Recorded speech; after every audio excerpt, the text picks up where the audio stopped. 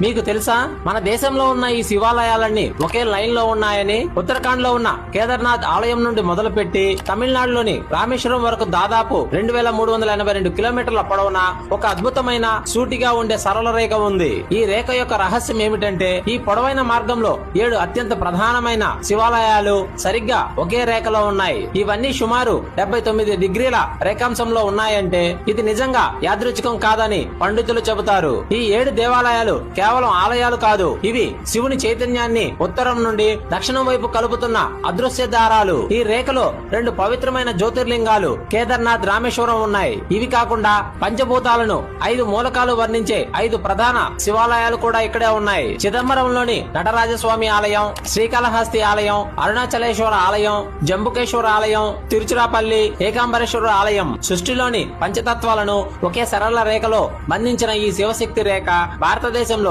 ఆధ్యాత్మిక శక్తికి, భౌగోళిక స్థానానికి మధ్య ఉన్న లోతైన సంబంధాన్ని స్పష్టంగా చూపిస్తుంది. ఈ 7 మహాదేవాలయాలు ఒకే సరళ రేఖలో ఉండడం వెనుక ఏదో శక్తివంతమైన రహస్యం దాగి ఉంది. ఫ్రెండ్స్, ఈ వీడియో మీకు నచ్చితే ఓం నమః శివాయ అని కామెంట్ చేయండి.